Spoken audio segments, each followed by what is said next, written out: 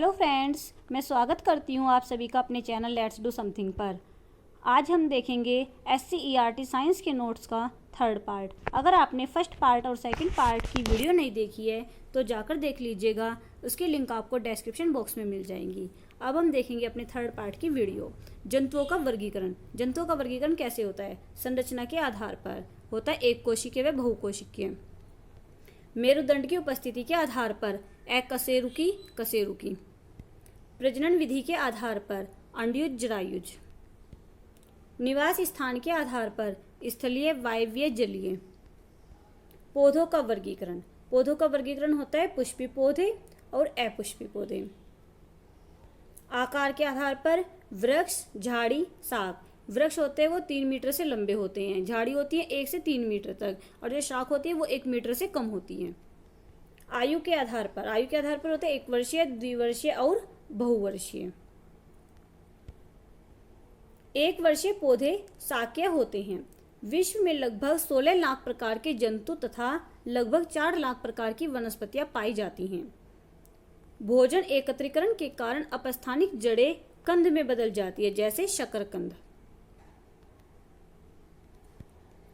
श्वसनी, श्वसनिकाएं तथा फेफड़ों को सम्मिलित रूप से श्वसन तंत्र कहा जाता है।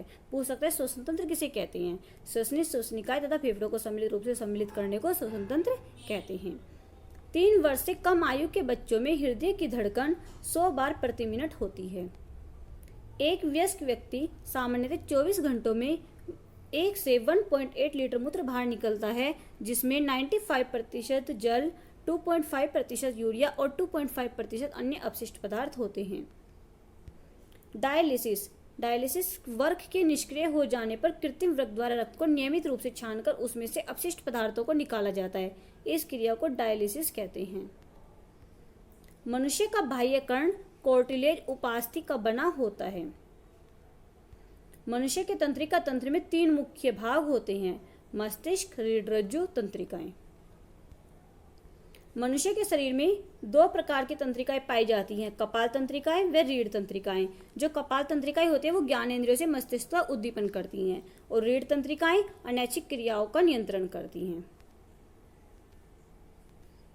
वायु हमारे शरीर के प्रति वर्ग सेंटीमीटर पर 1 किलोग्राम भार बल आरोपित करती है, अतः हमारे शरीर पर वायु द्वारा आरोपित कुल दाब का मान लगभग 20 मीटर टन होता है। समुद्र तल से लगभग 25 किलोमीटर ऊपर वायुमंडल में ओजोन की मात्रा अधिक होती है। ओजोन परत में सुराख करने वाला पदार्थ CFC होता है। CFC की फुल फॉर्म होती है क्लोरोफ्लोरोकार्बन। जल शोधन की विधियां। जल शोधन की 3 विधियां होती हैं: तलछटीकरण, छानना और क्लोरीकरण। तलछटीकरण की प्रक्रिया तेज करने के लिए फिटकरी का उपयोग किया जाता है।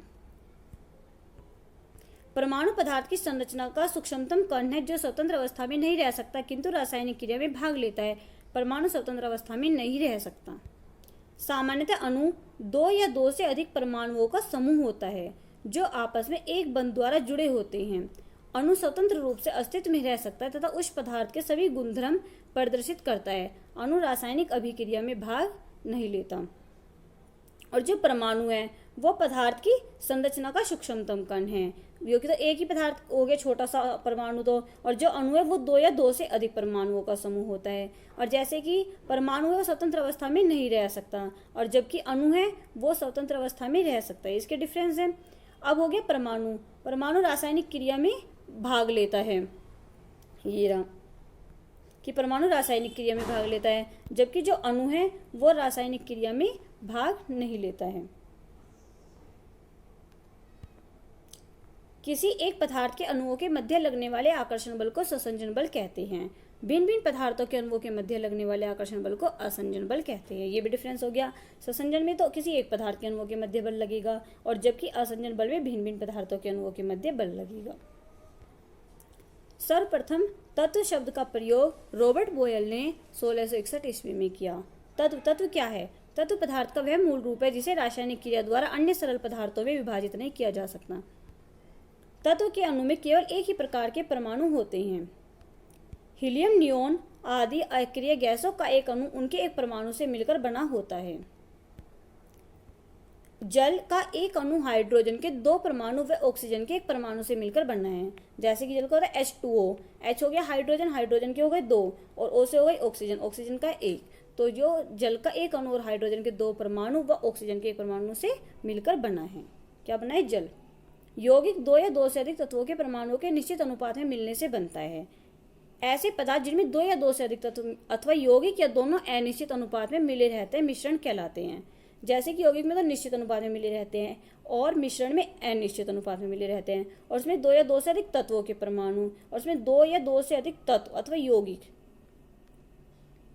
ये इसके डिफरेंस हैं। दूध देखने में समांगी प्रतीत होता है किंतु वास्तव में यह एक विषमांगी मिश्रण है, बल्कि पायस है। जब विलेय और विलायक दोनों ही दर हो तो इन दोनों से बने कोलाइड विलयन को पायस कहते हैं, जैसे शैम्पू, नेल पॉलिश आदि। कांसा किससे मिलकर बनता है? कांसा मिलकर बनता है तांबा प्लस टीन। तो इसकी ट्रिक होती है तट, जैसे कि ता से तांबा, टा से टीन। पीतल की होती है ट्रिक पिताजी, जैसे कि पीता से बन गया तांबा और जी से बन गया जिंक। स्टील में 1.5 से 2% कार्बन और प्लस 12% क्रोमियम होता है। स्वीडन के जे बर्जिलियस ने सबसे